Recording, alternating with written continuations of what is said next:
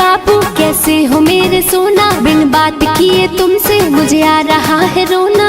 तुमको मेरी कसम जरा सा भी न रोना। हेलो हाय बाबू कैसे हो मेरे सोना, बिन बात किए तुमसे मुझे आ रहा है रोना। और इतना तो करता प्यार और करे क्या? सुनो ना। बोलो। कॉल करे क्या? क्या कॉले न की हो? कॉल करे क्या? कॉले ना की हो? ना ना ना, अरे कॉल करे क्या? कॉले ना की हो? अरे मम्मी से छुप के फोन किए हैं। तो कॉल करे क्या?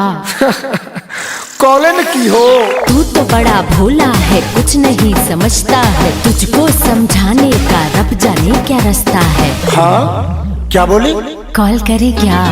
कॉल करे क्या बाबू, कॉल करे क्या?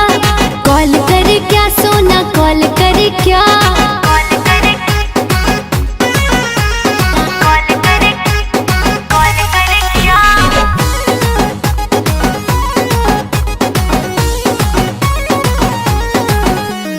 काहे को प्यार में सताती हो तुम, करना है क्या कुछ बताती ना तुम। बैलेंस खत्म था मैंने लोन लिया है, मम्मी से छुप के मैंने फोन किया है। डरती तुम मम्मी से, हम भी डरे क्या? नहीं। फिर कॉल करें क्या?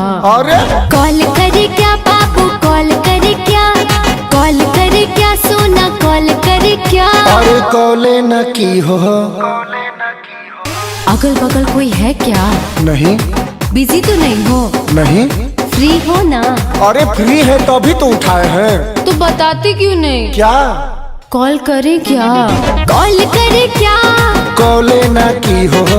ना ना ना, अरे कॉल करे क्या? कॉले ना की हो?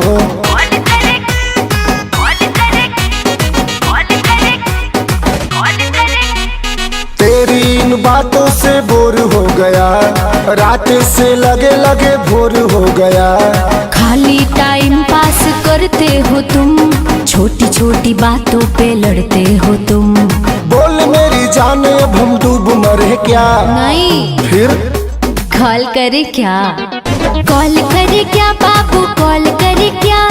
कॉल करे क्या सोना, कॉल करे क्या? चुप चुप चुप।